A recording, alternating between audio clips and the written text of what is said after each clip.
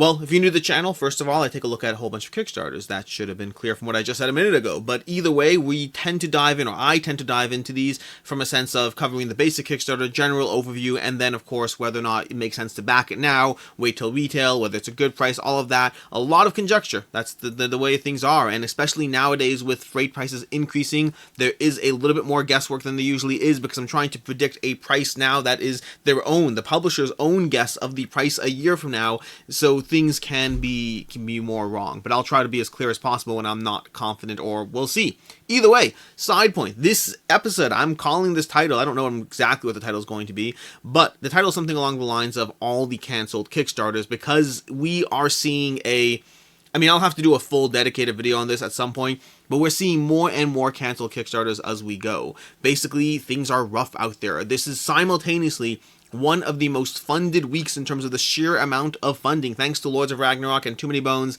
this is one of the most funded weeks we are seeing at all in who knows how long since I've done this.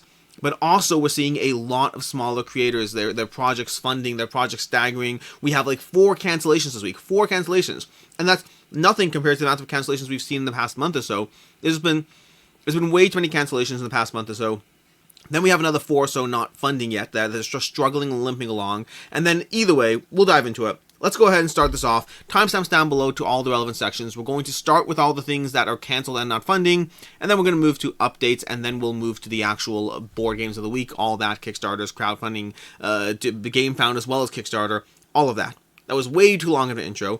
Good thing we have timestamps. Starting off with Taverns Dragons, which did cancel, but it's a little hard to say because this unfortunately has the notable accomplishment, or accomplishment is the wrong word. It is the notable distinguishingness of something majig. Basically, this is the first Game Found campaign to cancel, which leads me to believe that Game Found didn't really put in a process of as far as what they do or show when a game is canceled, because to the best of my knowledge, as far as I'm following the updates in the comments, it looks like this campaign canceled. It's over, it's done, but it's still funding along, still 10 days left. They put in some sort of request to cancel.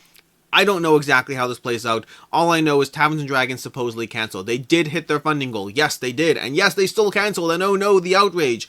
We've talked about this in the past. If you check out my channel, I have a video on Bloodstone. I have a video on In the Hall of Mountain King. You can check those out. I talk about canceled Kickstarters, the nature of funding goals, the nature of the fact that funding goals aren't always 100% a real thing in terms of, well, we hit our exact funding goal, therefore it's fine. Again, I will hopefully do a full video on all the cancellations we've been seeing, the nature of funding goals. If you want to see a new video on it, which I've done it twice before, but I will continue to do it as long as it's something that backers feel betrayed by, I will continue trying to give you a light into the publisher side, into the nature of the struggling ecosystem that is publishing board games. Either way, Taverns Dragons, I am sad to see it cancel. I really enjoyed the game, and it's a shame. I mean, this one, it's a fun little experience. The art looks gorgeous. Yeah, it's sad to see it go. I hope to see it come back. We'll see how that goes. And that's the first of multiple cancellations, bringing us to Rocket Cats. Rocket Cats, this is from Ginger Snap Gaming. They brought you Ignite. Ignite is one that I've already played and really enjoyed. I actually just got my physical pledge. Need to pull that one out and play it. But Ginger Snap Gaming, Rocket Cats was their next Kickstarter, bringing you a bit of a party game experience in terms of it plays like from like 2 to like 11 players, something like that. I'm not going to heavily go into the game. Their stated goal was trying to bring you a Worms-like experience. If you've played Worms, the video game, they're trying to bring that to the table. But it seems like the interest wasn't there again. And again, we have $7,000, a $5,000 funding goal. Again, that's the nature of the game. We'll talk about it more, or we've talked about it in the past. But yeah, they unfortunately had to cancel in the first 2 days, or maybe day 1. I don't remember exactly when. But they will hopefully come back to Kickstarter. I don't know if their next Kickstarter will be Rocket Cats or something else. I know they've really done the work. They had multiple things in the pipeline, and they specifically told their backers we're not having a second Kickstarter until our first one delivers. And they stuck to that with COVID and everything. So I wish them well. Hope their next Kickstarter, does well. Next up, we have Valroc, the wizard placement game. And this is another one that it unfortunately canceled within a day or two. Valroc it just didn't see the traction they wanted. This one didn't come close to their funding goal. $6,000, 70 backers, a worker wizard placement game. Again, I didn't heavily look into this one. Rocket Cats and Taverns Dragons I know a lot more about. Valroc, I don't know a ton about this one, and I'm not going to heavily dive into it because it, canceled in the first 3 days. And so that's another one, unfortunately. And then we have Legacy of Atmos, the Telos Crusade, which again is another one that canceled in the first few days. This is one where they're giving you a bit of a skirmish game with like a ton of different miniatures and packs and STLs you could buy, all those things, and they canceled within the first few days, unfortunately, bringing us again another canceled Kickstarter. That's for this week. If we look at the past month and a half, there's like 20, 25 of them, and that's of the ones that are more worth paying attention to. Worth is a relative term, but in terms of the ones that are more on the radar, more getting some degree of traction, and just canceling, we're seeing a lot of small campaigns just not getting what they need. And then we have a bunch that aren't yet funding. We'll see which ones go this way. So again, this is a not funding category. We'll have like 4 or 5 here. Like I said already, it is simultaneously one of the highest funding weeks on Kickstarter I've seen in a long time, while also having a lot of people struggling along the way. And Duelists is a 2-player board game that has a degree of... This one looks fascinating. If you want to check it out, it's on Tabletop Simulator. You can check it out there. But it has a degree of planning your turns out 3 turns in advance, combined with a little bit of degree of guesswork of trying to figure out what's going on. It looks like it's interesting in terms of trying to figure out... this one looks like it stands out as being different. Doesn't mean it's good. I haven't played this one, but it stands out as being different if you like the concept of trying to pre-program your turns and having the cards slide down and then guessing what your opponent played and what you can actually, like, you know, now I got 2 guesses. I guess a 1 and a 4. So a degree of predictive guessing plus planning your turns in advance. The 2 combined seem like something new that I haven't seen before. This one's going to run you $34 for the game. I tend to not heavily look into the value aspect on things that aren't funding, just because, to be frank, it takes a lot of work to look into past campaigns and check everything out. So when games aren't really funding yet, I just talk briefly about the game, but I don't heavily dive into them. Next up, we have PACHAMAMA, which this one I am very sad to see not funding, because 299 backers, 15,000 euro. This is over on GameFound. I hope this one funds. I'd love to see this come to fruition. PACHAMAMA. I have a review on my channel where Jesse from Crackalope, Shira, and myself, we all played this game.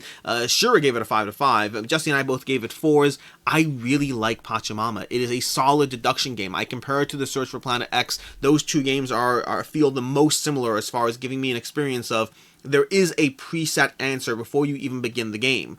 From there, it's about trying to figure it out. From there, it's, okay, great, everything is known. Now, how do I get to a place where I know everything? I really like PACHAMAMA a lot. If you like Search for Planet X, I highly recommend giving this one a shot. I prefer PACHAMAMA to Search for Planet X. The gameplay in Search for Planet X arguably gives you a bit more things going on, but I find PACHAMAMA to be more elegant and also to be more social. I find players are more involved in the game as opposed to staring at their phone. Search for Planet X is a great game, don't get me wrong, but PACHAMAMA was really solid. This is from Sit Down Games. Price point is a factor. At the end of the day, you're paying on GameFound, so you are paying, again, the price, what they're predicting outwards for a year. You're paying for this little tool over here. Overall, price point is not cheap, but neither was it particularly expensive. It's somewhere in that middle range, and yeah, I'd love to see this one come to life. If you're interested in deduction, if you like Search for Planet X, I do recommend checking this one out. And again, even if you don't want to get it on GameFound now, hopefully it comes to retail, and if it does, give it a shot then. It is one that I think, if deduction appeals to you, I think this will not let you down.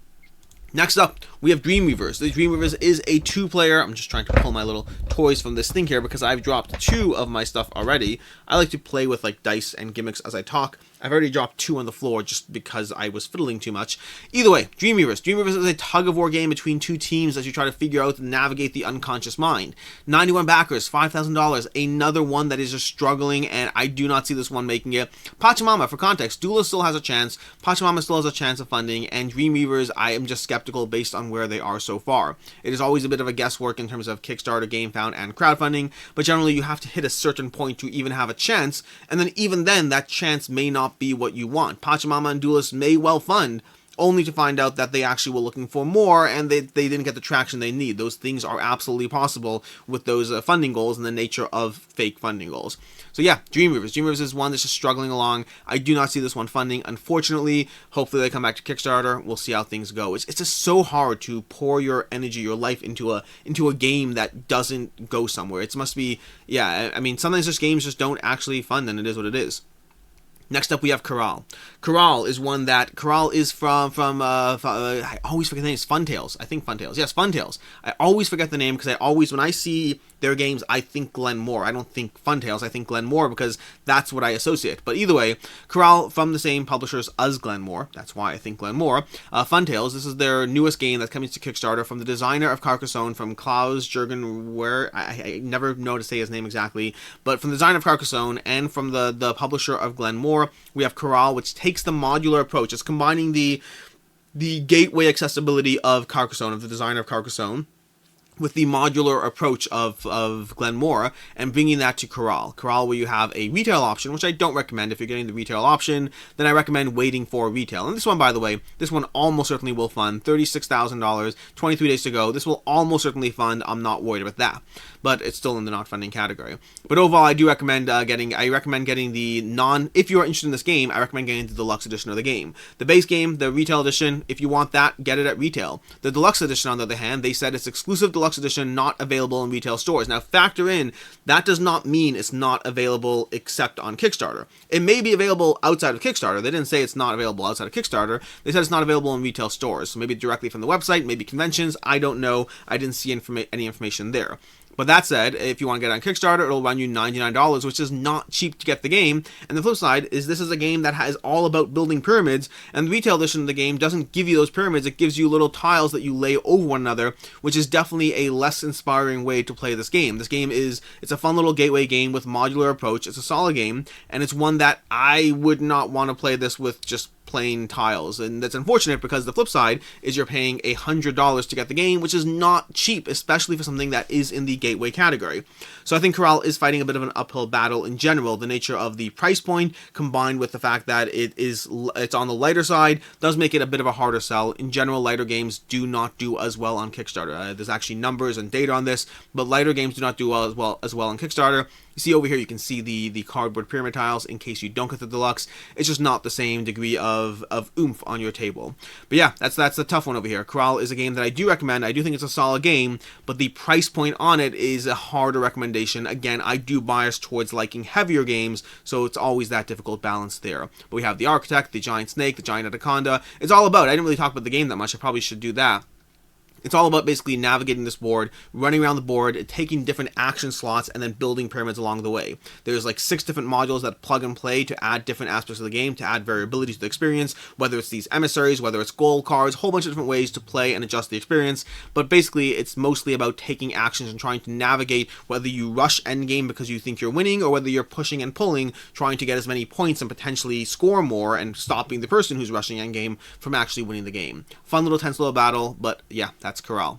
Then we have Kabula, which is definitely not funding right now, and this one is an uphill battle again, like other ones. If you're seeing $10,000 on a $33,000 goal this much into the campaign, it is an uphill battle. And this one is a tough one to really gauge, because this one, just read this over here. Kabula, fight your way through monsters, adventures, and unbelievable stupidity.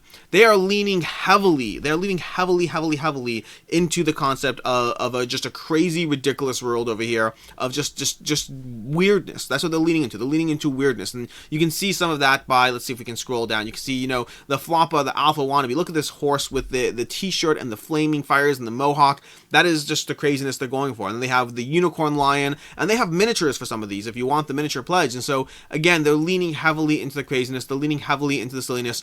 You can see some videos on this from Room & Board. You can see from King of Average. You can see video content on the game if you want to see it's for you. For me, it's not. I don't lean into the heavy, crazy silliness. I want my games to make sense. The closest thing I ever did to a game that didn't make sense was actually from, I'm blanking on the name, but there was a game that the premise was a spaceship crash lands at Comic-Con and then turns all these Comic-Con superheroes into their actual characters. I actually really like the concept there, which is the one exception for me. Most of the time, if you add silly to your genre, I find that I don't love it. And by the way, that was a problem for that game too. That game as well, they had to fight an uphill battle against the many people who found that theme off-putting. It was like, oh, silly and crazy and ridiculous. And so they actually ended up adding custom heroes to make it a more serious theme. In general, when you have that kind of silliness, sometimes it works. More often than not, it is not the kind of thing people are looking for, which makes it a challenge. I feel bad for Kabula. I just think, like, this gigantic hamburger boss monster situation, I think it is hard for people to, I think it's hard to get a large audience when you embrace something this crazy. It makes you stand out. It makes you unique. It doesn't mean that people back your game. So that's Kabula, unfortunately. Then we have Fractal. So Fractal is funding, to be clear. Now we move on to the games and the updates of some of the just general updates of various campaigns. Fractal, there's no major update here. There's only actually a few hours left to back this by the time you watch this video. Fractal, $417,000, 3,200 backers in on this game. Basically, if you want to check it out, I have a first impressions video over on my channel. Short version is I had a chance to play through the game, and I enjoy it, but I have concerns about the iconography. But again, prototype, so I'm not too worried there, and I know they're already working on that and adjusting that, and like tweaking iconography or adding better player aids. I know they're looking into that. That was my biggest concern as far as accessibility. Past that, it definitely delivers on that shorter playtime promise of, you know, roughly half hour per player. Did we only play the 3-player? I'm trying to remember. But it delivers on that roughly half hour per player experience while giving you the 4X general feel. The tech cards, I want to see more for the game. I want to see what else comes out with it. But overall, I enjoyed my plays. Did not love it, but I also very specifically said in the video, 4X is a genre that I've yet to love. I've always enjoyed, but don't love yet. But overall, Fractal definitely delivers. It was solid, it was fun, and I'm looking forward to diving back into it. Then we have Beast.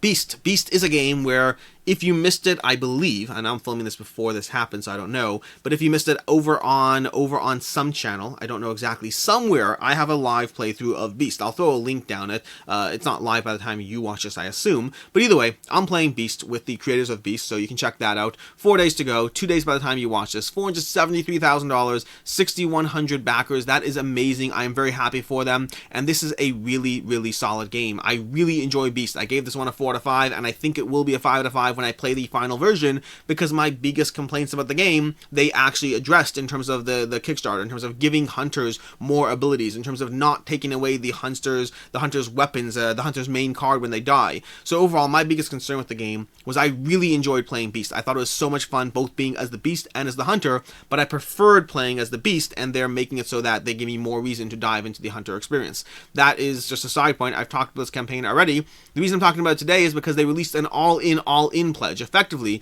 they can't, here we go, an all-in, nope, not that one, the even more all-in pledge. And that's because they had an all-in pledge, and they had an initial all-in pledge, and then they added more content to the game, and they can't change the name of a pledge on Kickstarter.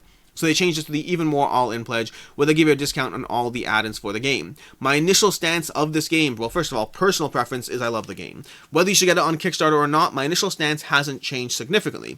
If you're interested in this game and you don't care about the extras, retail's the way to go. This game is good. It will be available at retail. You will be able to get this game at retail cheaper than the Kickstarter price.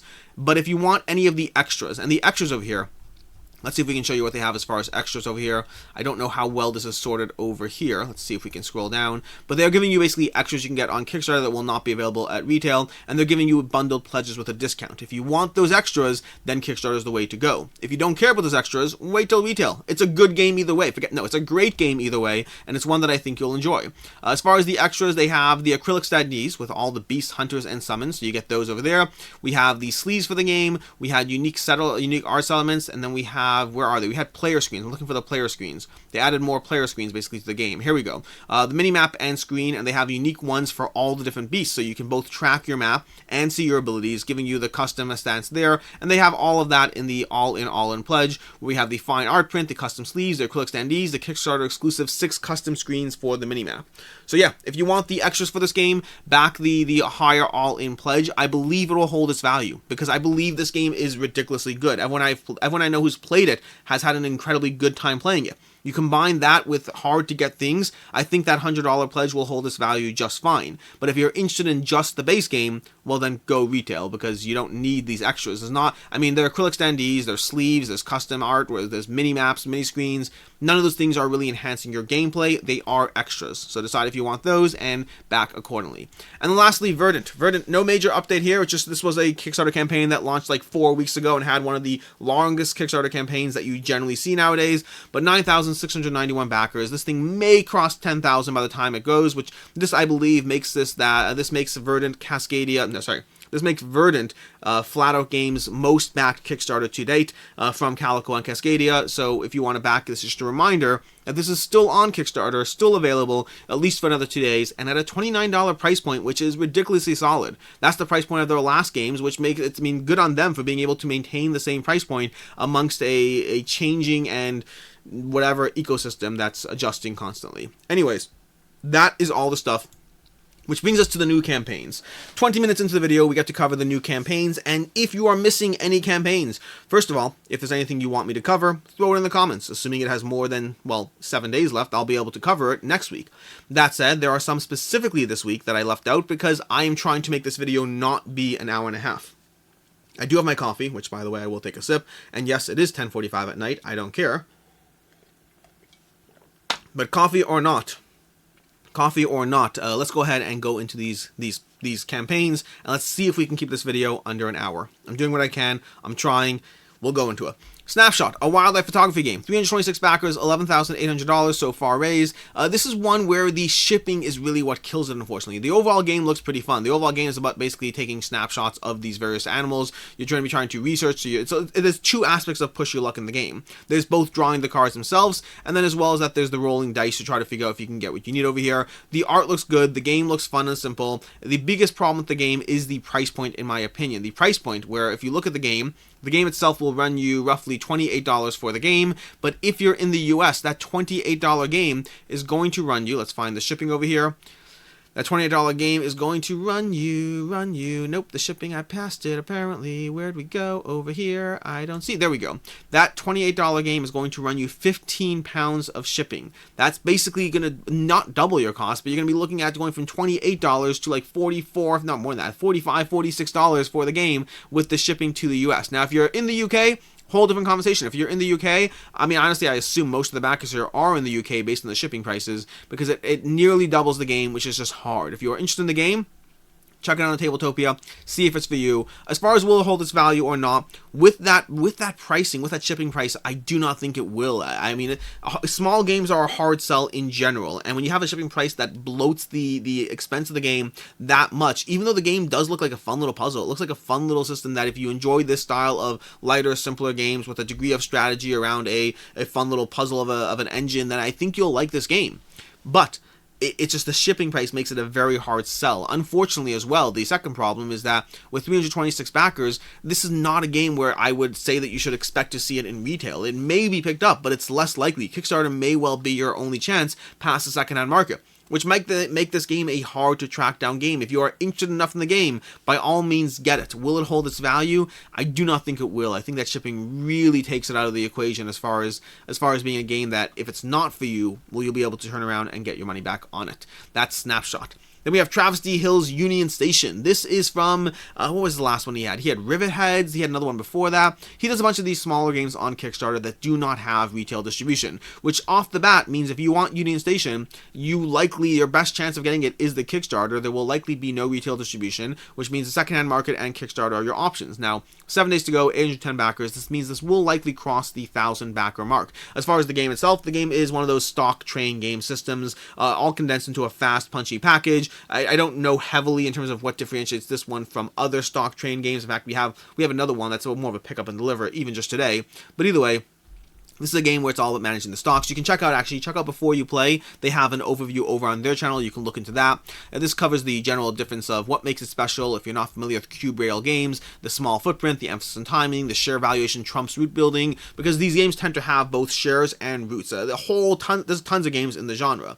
But as far as those different aspects, this is focusing much more on the shares than on the actual route building. Small little package altogether. As far as will it hold its value, will it not? $30 for the game. I'm skeptical this is one that you'll be able to sell for more than what you're getting for the game. You have to pay shipping for it as well, the $30. So overall, this is one where it's unlikely to hold this value in the secondhand market, although it is one of their most funded games so far from them. So this might be an exception compared to the last games, but I would say I don't think it will. That said, if you personally want the game, I think Kickstarter is your best guarantee of getting it. Again, with no retail distribution, your options are either the Kickstarter or waiting for retail and either the Kickstarter or checking the secondhand market and hoping that you can pick one up there.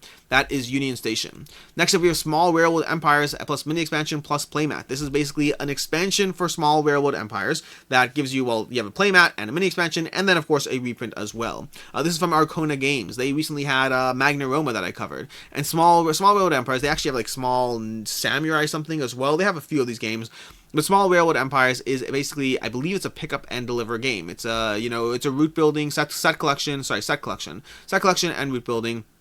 And this is a game that I think has pickup. Yeah, it does have pick up and deliver. I knew that. The most prestigious Railroad Empire in this pick up and deliver route building and set collection board game. So it's the original game plus an expansion plus a playmat. They have an upgrade pack as well. The upgrade pack, by the way, does ship free. If you're someone who's just interested in the upgrade pack, then it does ship free. It's worth noting that. So if you just want the updated rulebook, player aids, a few extra tokens, all that. Past that, they have a few pledge levels in terms of what you can get over here, and they do have Kickstarter exclusive like extras and tracks over there that you can get in the game. So if you want some premium upgrades, Kickstarter is the way to go as far as that. As far as will it hold its value, will it not? This one is a reprint, so I'm just looking at their last game to determine where things are going there.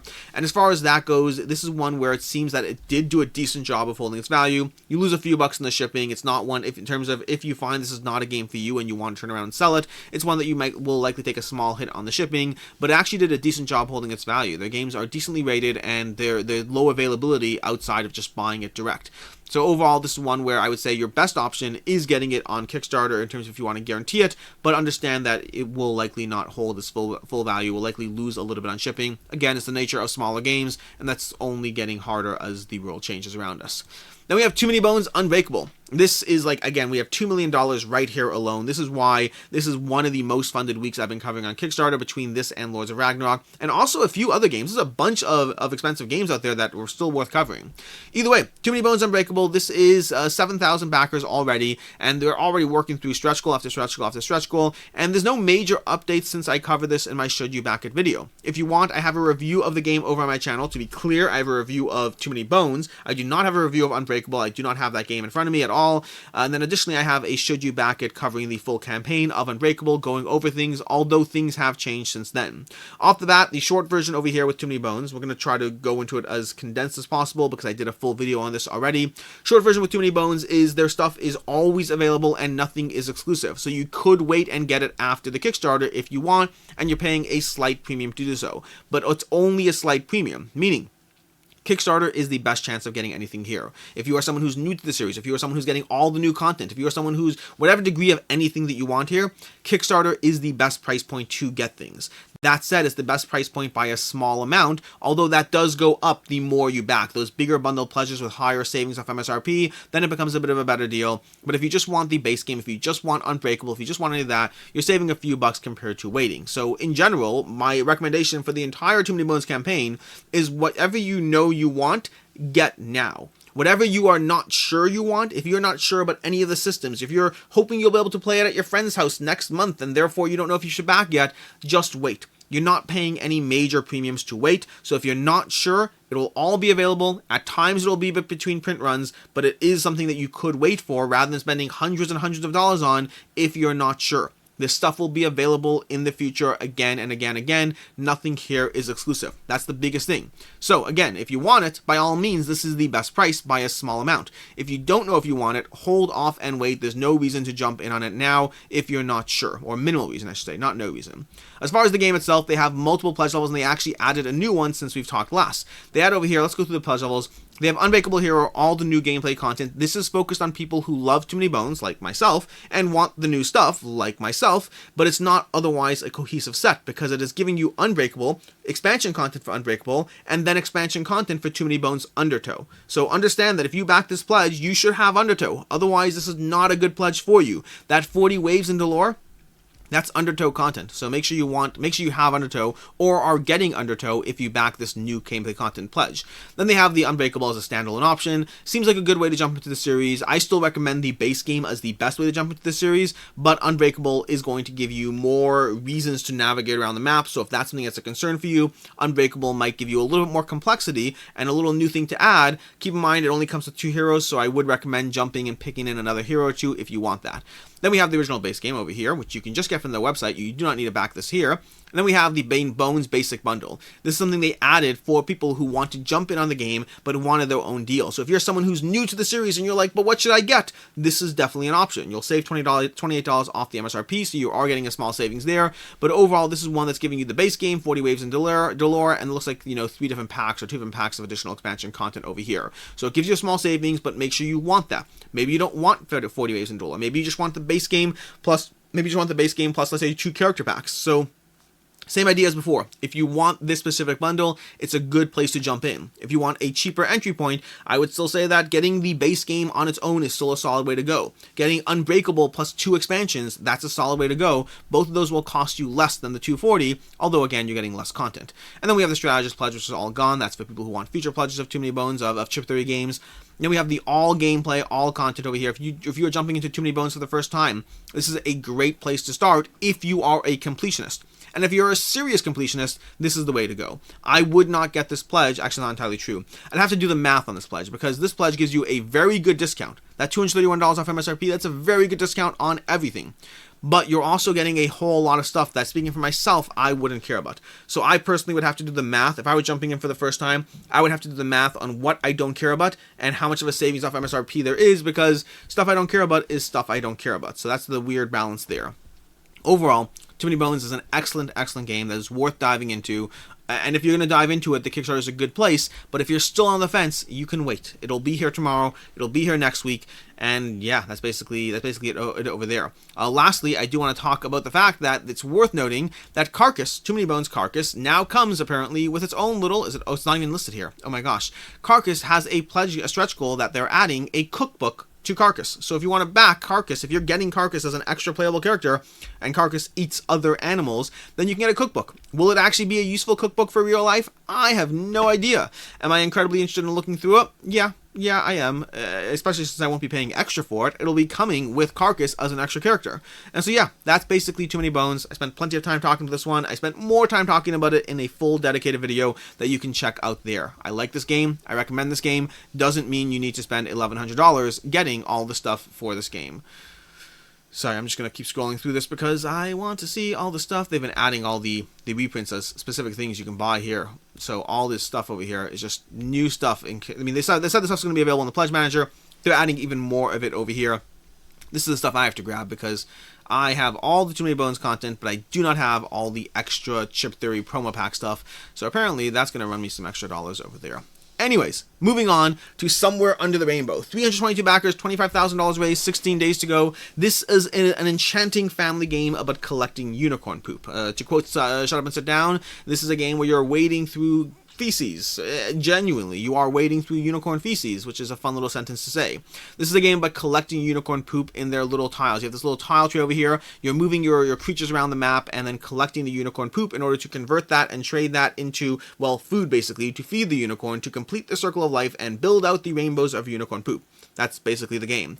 Seriously, that's the game. It's I want to say it's family focused. There's a decent amount of strategy around the movement of the board. That part can be complicated. Once you have the actual tokens, for the most part, it's about trading things in for recipe cards. And I think the game, once you're done with the movement part, the rest of the gameplay is on the lighter, more accessible side. The movement part can be the biggest puzzle, which puts it as one that I think it's well suited for either gateway or older children as far as the game goes. Past that, as far as pledge levels over here is $56 for the full rainbow. They're not giving you a whole bunch of different options over here. They're just giving you, hey, you want the deluxe version of this game, everything else, it's $56 for that game. And then we have the, what is it called? We have the $56 for the standard version of the game. And then we have $81 for the full deluxe version of the game with all the extras, all deluxe tiles, the grid, all these extra things you're getting in the game there.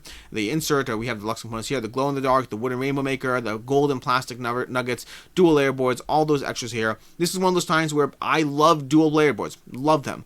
But dual layer boards on this game, I don't know if they're necessarily as big a deal. And then you have rainbow foil cards. So in terms of yourself, you have to decide whether you care about these extras over here, the extra wood, the extra glow in the dark. This is one of those few times that I actually would recommend the standard version, which is already deluxe compared to whatever. It's all, the components they have are incredibly premium. I have this game, and the components, those trays, these tiles are incredibly premium feel. They have a swirled pearl effect. It feels like a deluxe game even off the base. And then the double rainbow is giving you these extras over here that are nice, but I don't know if I necessarily care about them. I'd love to see the foil game cards. Always a balance there.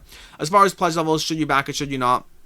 This is one where a Kickstarter is the best option and the best guarantee. With 325 backers, this is one that is not seeing a large retail availability and will see a low secondhand market. So if you want the game, I would recommend getting it on Kickstarter. Will it hold its value? I don't think so. The components are amazing. Again, even the standard edition feels deluxe, and the deluxe edition only gives you more things there.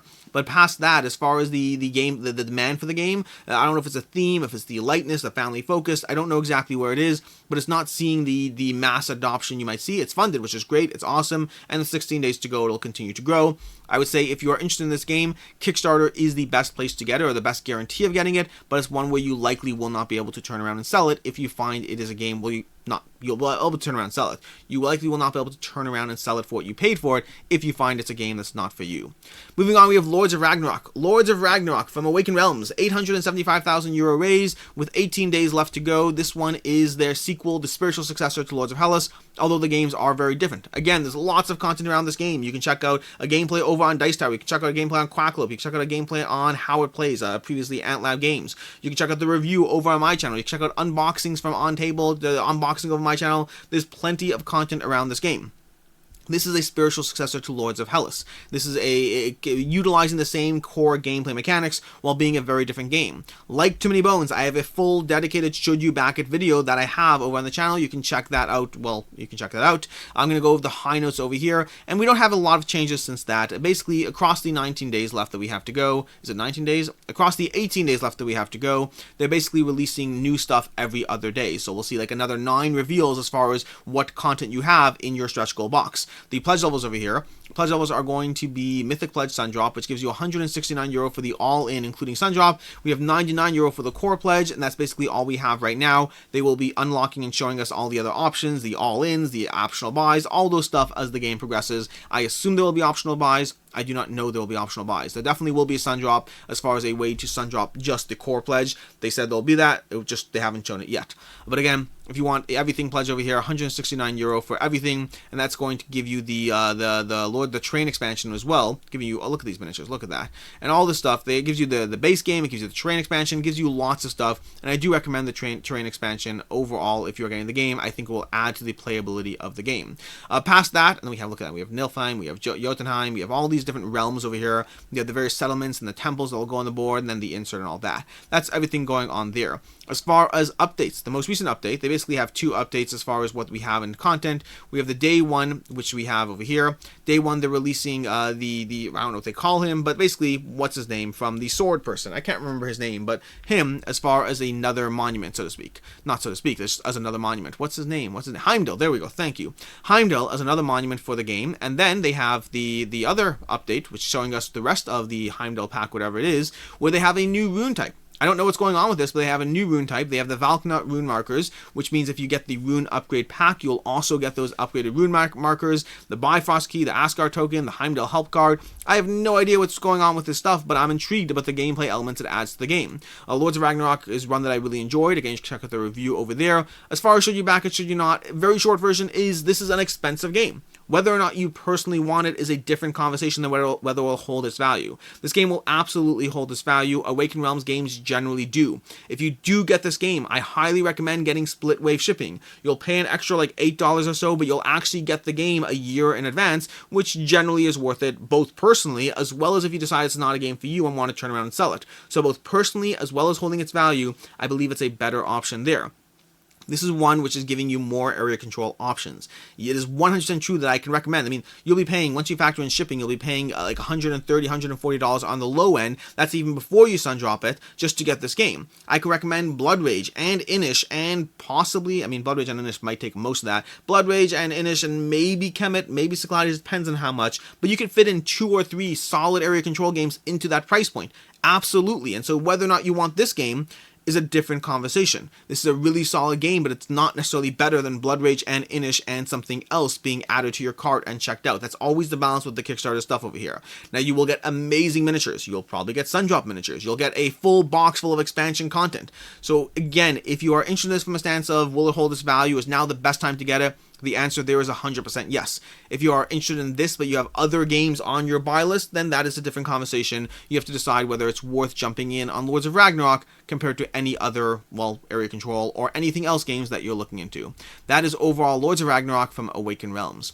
Next up, we have Steam Up, A Feast for Dim Sum, with 3,000 backers, $172,000 raised. This one is doing really well. I'm happy for them. 18 days to go from Hot Banana Games. It's the first time on Kickstarter, and they did their job well. They sent it out to 1 million people. They marketed this game. They showed this game to everyone. This is basically a set collection game where you're gathering different tokens to collect these various dim sum, all while utilizing unique characters that will give you different reasons to collect different things. There's going to be dozens of different characters that all give you a different modification, both of how the various dim sum score, what special abilities they have, and that's giving you the most reason to dive back in from a replayability stance. They'll also have the Fortune and Fate cards, Fortune cards that are basically cards you can utilize for their abilities, and then Fate cards, which are end of round triggers that give you different situations or positives or negatives that you have to deal with. That's effectively A Feast of Dim Sum over on Kickstarter. As far as pledge levels, they have $46 for the $48 for the standard edition of the game, and then $64 for the deluxe edition of the game. The deluxe edition is giving you, let's see if we can find it over here. The standard edition gives you all of this stuff, and including these stackable steamers, by the way. The stackable steamers are in the standard edition, to be clear. That's a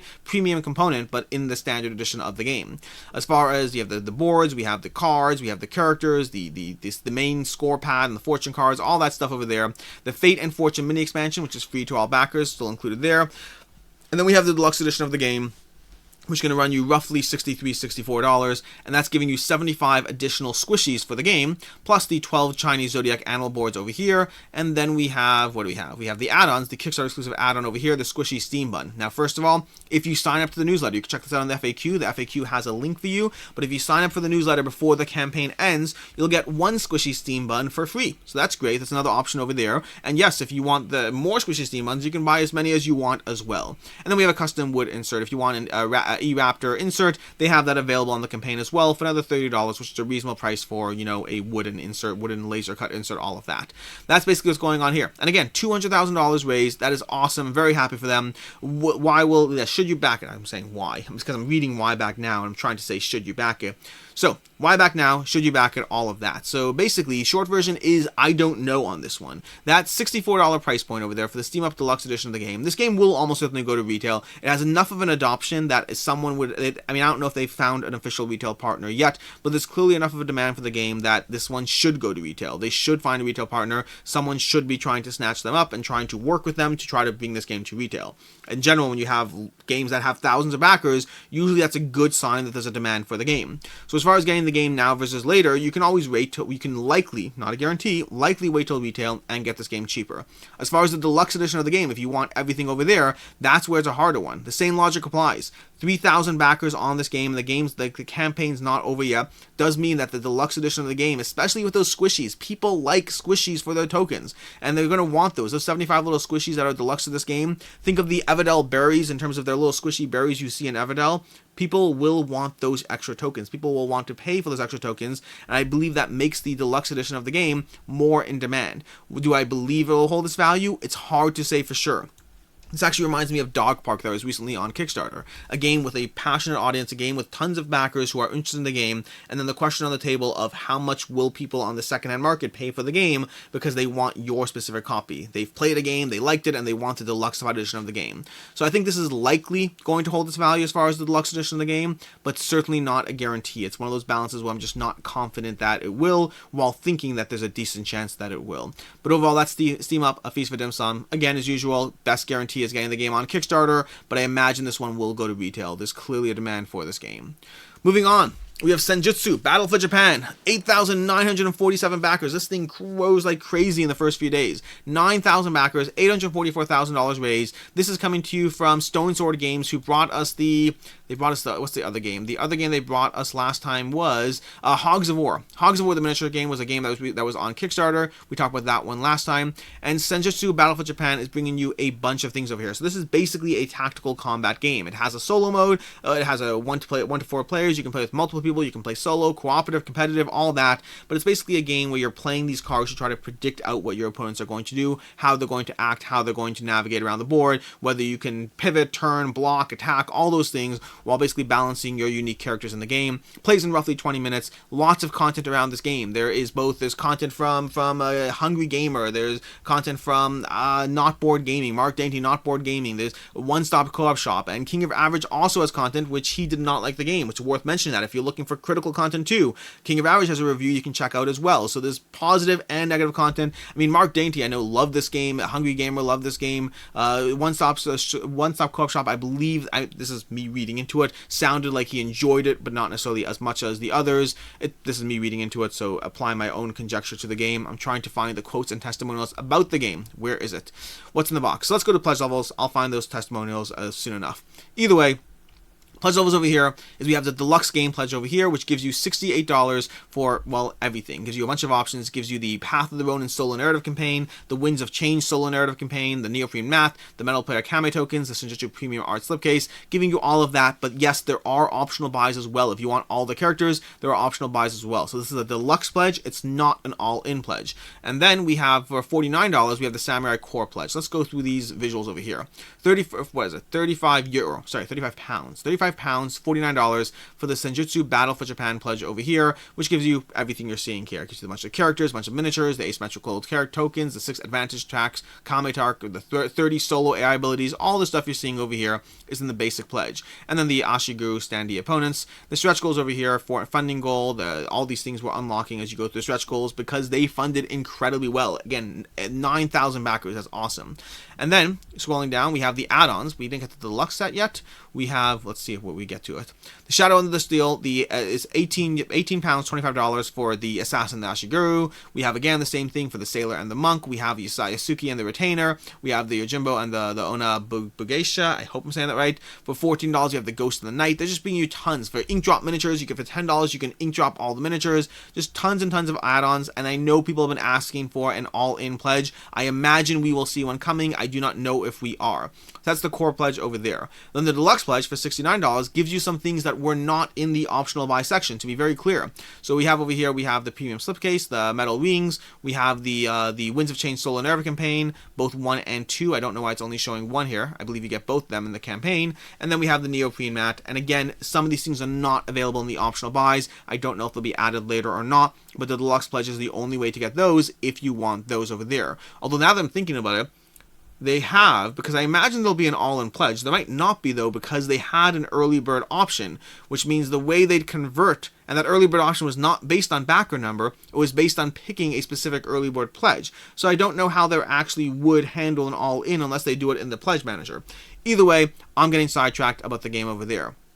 As far as will it hold its value, will it not? This is a, here we go, sorry, found the quote. Not Board Gaming, this game is awesome, truly blown away about how good this game is. It's a game that constantly hits my table, it doesn't put a foot wrong in this game. And by the way, that 20-minute playtime is appealing, it's very appealing. We have Scott Walton, a thematic experience from start to finish, the tactics, the bluffing, I can see it staying on my table for years to come, bonus points, can't wait to start painting. We have Mike Cully, it's impressive how simple it is to get the enemy to move intelligently, it makes me think of Bushido Blade, which I really love. And again, that's the difference between good versus great testimonials. And this is true of me too, by the way. If you ever see a testimonial from me on a campaign page, there are times that I sound like this, that I sound like Mark Dainty, that I love a game, and that means I love the game. Versus, and again, not reading into Mike Kelly's too much, but I'm just applying my own logic of how I handle it, if my testimonial sounds more middle, then it means I enjoyed the game, but wasn't like raving to go. I will make it very clear to you when I love a game versus when there are enjoyable aspects of a game and I can recommend it, but for me it was good, not great. We have Jonathan Williams, the Hexy Beast. I really enjoyed the puzzle this game presents. Every card has a direct effect on the battlefield, making a really fun tactical decision. William Brown, this is a game that knows what it is, a straight up battler, this is Hungry Gamer. With deck construction, you are always setting yourself up for the next turn and reading your opponent. I really like that.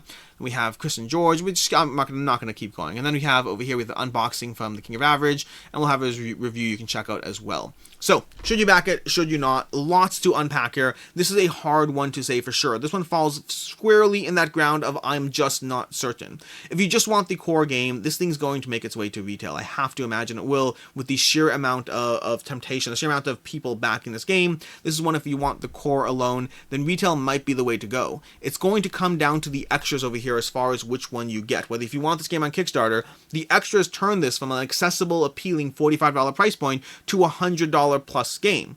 But if you want those, the more stuff you want, the more Kickstarter will likely be a good deal, especially if you want some of those extras, the premium components, all that, the deluxe pledge. That's where Kickstarter will be a good deal, or likely be a good deal. As far as will it hold its value, will it's not, it falls into the Steam Up category. I think this is a decent chance that, especially if you're going deluxe and you're getting as much stuff as possible, I think it's more likely that it will hold its value, but it's certainly not a guarantee. It depends what stuff comes to Kickstarter. It depends on which aspects, which expansions, which things come to retail, and at what price point and availability. There's clearly a demand here for this game. There's clearly a demand for the simple, appealing gameplay, the tactical combat, the 20-minute playtime, the solo and not solo. There's clearly a demand here. It becomes down to the question of what else is available at retail at what price point. Like I said already, I think the deluxe pledge and the extras are the most likely to hold their value, but not a guarantee. It's always hard to say with some of these things. This one falls into the I think so, but we'll see category. Next up, we have Circadians, Chaos Order, and First Light 2nd Edition. $72,000 raised, 755 backers. This is a reprint for First Light, as well as, Chaos Order, the new game, and this is coming from Garphill Games. Now, this is the artist and designer, I believe, is Sam McDonald, I hope I'm saying his name right. Well, saying his name right's not the problem. I think I'm remembering his name right. But either way, this is a game, First Light, not Last Light. Last Light is Royal Candidate, coming to Kickstarter 2022. I think Kickstarter, not GameFound. First Light is a game that already was released, and this is a reprint to make it match the art direction and world building that they're going with. In general, Garphill Games does an amazing job of building out their worlds and having expansions and content all match and look like beautiful, making you want all of it if you want any of it. And they're consistently on Kickstarter what they do with their games, and they're doing it here too, is this statement here. And good on them for making the statement, although it does put you in an interesting decision space.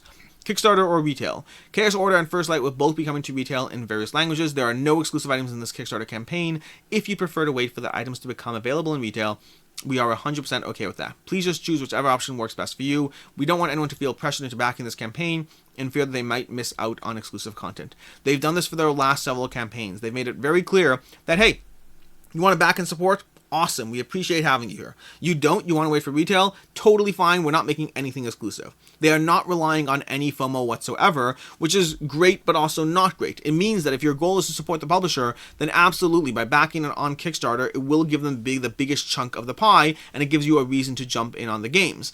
But the flip side is the price point is more expensive than it will be in retail. And so they're both being very transparent about, hey, not necessarily the best option for you. Sorry. Give me a second here. Too much talking too quickly. So they're being very transparent about the fact that it's not necessarily the best option for you, but they are not trying to FOMO you into anything, which is great, but it's also not the best option depending on who you are. If you look at the prices for, let's say, First Light is $54. If you look at the price of First Light from, let's say, Game Nerd, which site? I can't remember which site it was, but if you look at the price for First Light, they range from roughly $43 to $47 with free online shipping at $100, which means buying it on Kickstarter is the more expensive option. Buying it on Kickstarter is not the best price point for you as a consumer. If you do buy it on Kickstarter, then a much bigger portion of what you spend goes towards supporting the publisher, which weirdly, because of how transparent and direct they're being, almost makes me want to do, but it's not the best price. So it's that balance. If you want the best price, this is not the best time to get it. As far as the games itself, we didn't really talk about it, and that's also because I don't know enough about Chaos Order to talk about it confidently. Chaos Order is an area control asymmetric faction game. There's going to be a whole bunch of different asymmetric factions, but I don't know enough about the game in terms of the degree of asymmetry involved. This is one of those games where some games I can talk about more confidently than others, depending on how much either I played the game or the amount of research I did on the games. I did not find a ton of gameplay or detailed content about Chaos Order without straight up reading rules, so I'm a little bit more on the I don't know enough about the game to talk about this well. It's asymmetric factions, great artwork, great world building, part of the First Light universe or whatever, and giving you area control, asymmetric factions. That's all I know or have about the game here. But overall, that's First Light and Chaos Order, both on Kickstarter, both not the best price point as far as if you want to get these games yourself, but question of supporting the publisher or not. Then we have For Glory Champions expansion and, second printing. For Glory is an amazing deck building. For Glory is an amazing deck building game. This is coming to you from Spillcraft Games. They have the original For Glory. Hopefully I will have content about the expansion as well over on the channel before the campaign ends. I haven't yet, just because life has been crazy. It's been a lot of videos and a lot of reviews going up, and I need to actually have time to play these games. But For Glory is a game that I already loved. It's on the shelf somewhere. Actually, it's not on the shelf. Quacklo stole it from me. But either way, I'll be getting it back. But For Glory is an amazing deck building game that I really enjoyed. I did not cover the original campaign. They reached out, they sent me a review copy. I was not sold based on the theme. It's like, okay, great, another deck builder. And the art didn't really speak to me that much. It's very solid, but it's not my type of art. And then I played it, and I really liked it. And it's one of my wife's favorite deck builders, and apparently it's now one of Quacklo's favorite deck builders. It's not my favorite deck builder, but it is a deck builder that I stand by what I say over here. I love this game. For Glory is an excellent experience. It has 3 set different markets, so there's giving you different markets you can buy different cards from. Gladiators, you can buy various, what's it called? I can't remember the term for them, but basically not spells, but tactics, whatever it is. And then there's also patrons and money that you're trying to balance. So you're trying to balance the economy of the game, your actual gladiators, because it's all about gladiatorial combat, and then the quick thrusts and tactics and things you can utilize to get the drop on your opponent when they're not expecting them. Very well done, very well executed. I love building up the gladiators. I love getting those powerful gladiators. I love capturing my opponent off guard. And the expansion brings you a few new things. Let's scroll down to what the expansion brings you. The expansion over here, it's rated an 8.4 on board, 8.4 on Board Game Geek. That's awesome. And I believe it. It's a great game. But then the expansion brings you a few new things. Here we go. Where is it?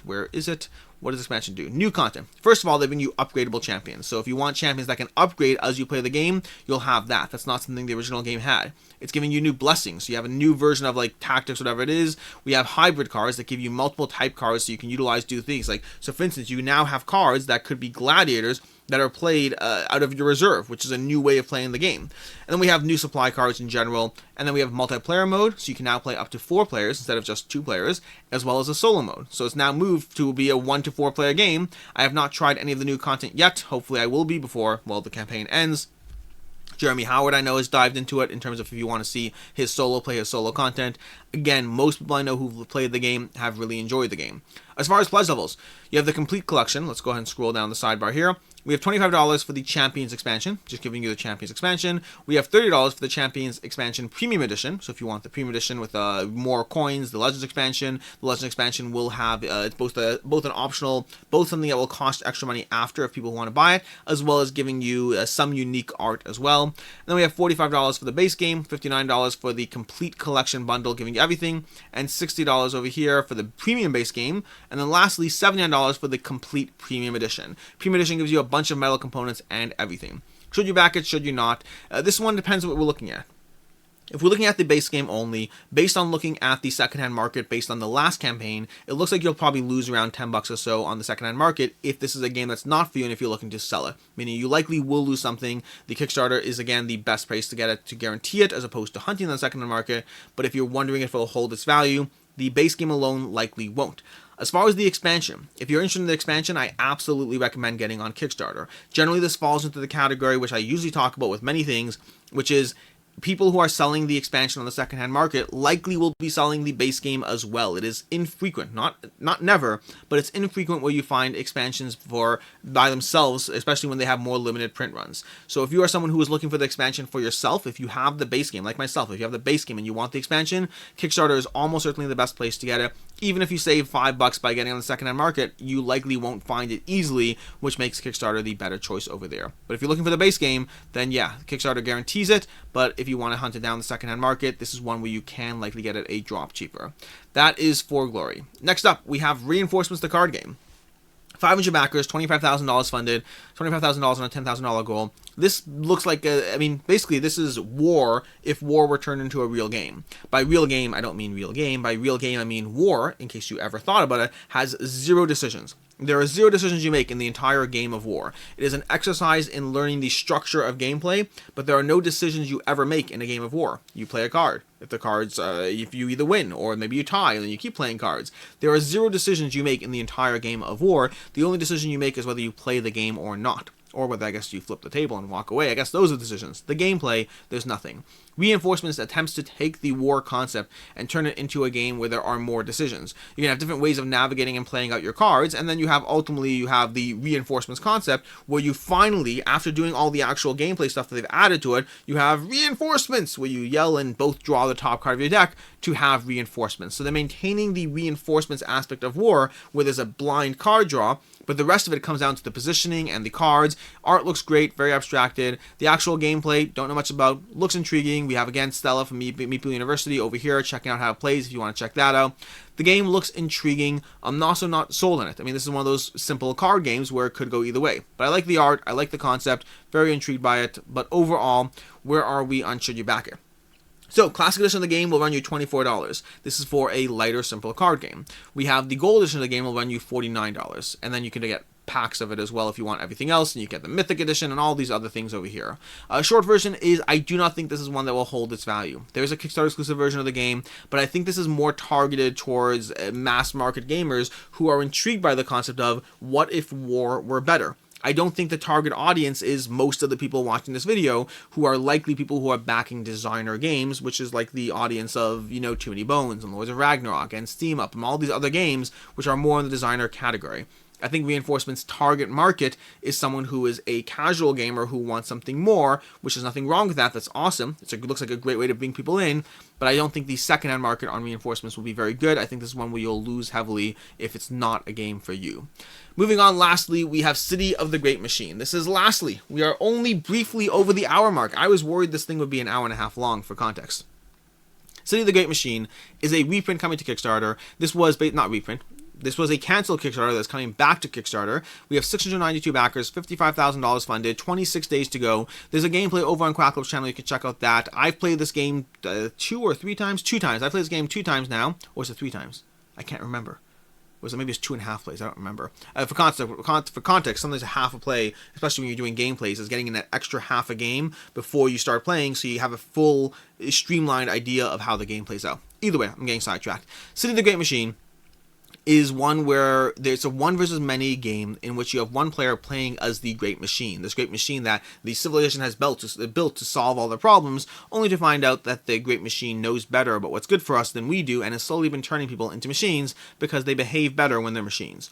So we're trying to overthrow the Great Machine by starting a revolt. So we're trying to create riots in the city to make life less comfortable for everyone, even those who are currently benefiting from the Great Machine, in order so that we should all overthrow it. The basic game system comes down to a degree of hidden movement as players tactically plan how they're going to move around this Great Machine, how they're going to move around this city in the sky. Think Bioshock, what's the Bioshock in the sky one called? I can't remember what it's called. Whatever it was, you're moving around this gear steampunk world as you move around, navigate, try to take abilities, all while trying to raise all while trying to slowly move towards multiple riots in the cities so that you can win before the Great Machine takes over and stomps out all resistance. But you're secretly planning where you're going to move, and then the Great Machine plans out its move, trying to raid and stop you and activate different things. So it has a degree of hidden movement from the many, which is actually interesting. Usually when you have these one versus many systems, usually the one has hidden movement and the many are tracking them down. In this case, the Great Machine, sends out multiple agents in order to track down and stop the various the other players, from accomplishing their goals and starting riots. That's basically the gameplay. You have unique character abilities. You have a whole bunch of different, you have an expansion here, which I don't know anything about in terms of having played it, but more characters, more of that. There's expansions as well that give more abilities to the actual agents of the Great Machine. Lots of stuff going on over here in the game. The game is a really solid experience. I did not have a chance to review this one. I wanted to play it more, but overall, this was a really enjoyable experience that I'm trying to think how to talk about this one. This was a really enjoyable experience that I've only played as the agents. I have not played as the Great Machine. But as the agents, you feel like there's a lot of pushing your luck as far as what's safer, what do you need to do to get the job done, what's going to end up with adding more and more riots or more discontent to the city, so that you can be able to start making sure that even the people who are more set in their ways in this universe are willing to come over to your side. And as the Great Machine, by the way, I'm looking over here some expansion content that I never touched upon. is the Great Machine, there's a challenge to try to figure out where other people are going. Because the obvious place is likely where they're not going because it's the obvious place. But then maybe that is where they're going because you're not going to think that's where they're going. So there's a lot of trying to figure out what each side is thinking of as you try to accomplish your asymmetric goals in the game. Seemed really well balanced based on our plays. Seemed like it was always neck and neck, always tight as far as who wins. And there are ways to adjust the difficulty in terms of making it so that if you find one player is better at one side than the other, there's ways to modulate that difficulty.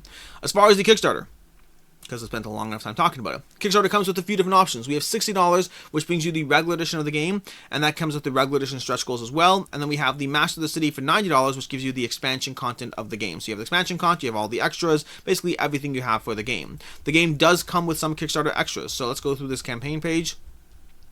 Over here, let's see.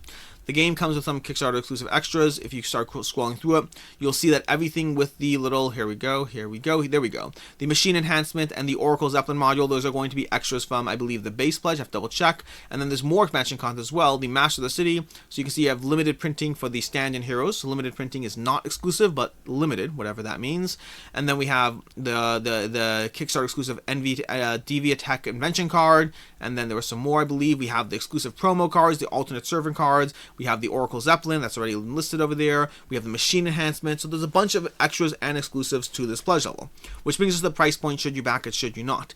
Overall, this one likely will see retail. We currently have 692 backers. In general, from what's the name of the company? From Crowd D Games, their games typically have ended up seeing retail distribution, so we can likely expect City of the Great Machine to see retail distribution as well. Not a guarantee, but likely. As far as the pledge level, should you back it now versus retail, it depends on whether you care about the Kickstarter exclusive content. The price point of the game will be cheaper if it hits retail, but the Kickstarter exclusive content is a question of how much you care or value that. So that comes down to your own decision as to what extras you want and whether you care about that. If you just want all it in, again, the easiest thing to do is Kickstarter. Whether or not that makes the most sense financially, that's always the tough part. So it depends on how much you care about the extras, both in terms of the limited printing on the expansion content, and then as well as the direct exclusive stuff that just is exclusive and you can't otherwise get. As far as will it hold its value if it's a game that's not for you, this one's a tough one again as well. The game is solid enough that I think there's a reason for people to hunt down some of these extras, but the price point is not cheap, especially for what you're getting over here. So it's one that I'm not confident of. Similar to Steam Up, and similar to what was the other one? What was the other game we talked about? Senjutsu. It's one that it may well hold its value. There's enough stuff going on here, enough extras, and enough of a reason, enough of a interest. The backer interest here is not as high, 700 backers or so. I think that comes down mostly to the price point. It is a solid game, and people may want to track down those extras. So it's one that, again, if you want the extras, Kickstarter is the best place to get them. As far as will it hold its value, it might not.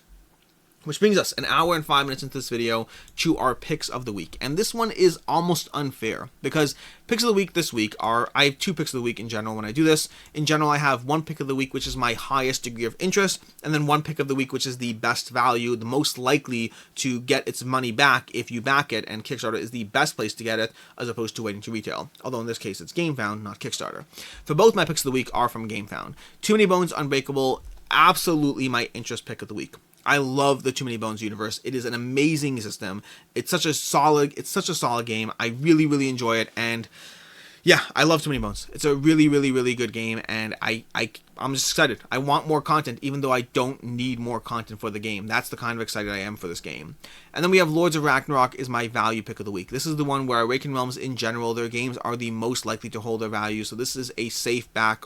This is a safe back easily, left, right, and center. This is an easy one to jump in on. That is Lords of Ragnarok. Again, does not mean you should get the game. That's a different conversation entirely. But if you do get the game, then GameFound, sorry. If you do get the game, GameFound is 100% the place to jump in on this one.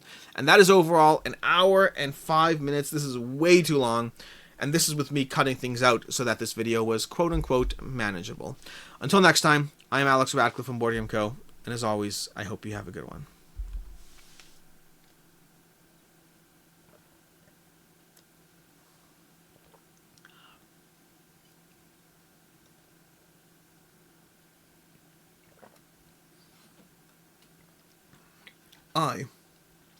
Finishing my coffee there. I'm going to go watch an episode or 2 of Only Murders in the Building, because it's 11:30 at night, and that is not that late, actually. That's actually a fairly early night for me, so I have time for an episode of Only Murders in the Building. And then tomorrow, I will go back to my hundreds of pages of rules that I'm trying to get done for a whole bunch of things. There's a lot of stuff to get done. It is a busy, busy, busy week. But either way, this is the craziness that's Kickstarter right now, and GameFound. All these things. Lots of stuff is crazy. I need to do a video on canceled Kickstarters. There's a lot of campaigns that are struggling. It's a weird place to be right now. Board games are just, I mean, there's more and more board games coming out every week. But that also means that there's more and more people who want to get in on the ecosystem, and they're fighting an uphill battle to do that. It's just a hard thing to do. Either way, that is everything. Until next time, I will see you later. Have a good one.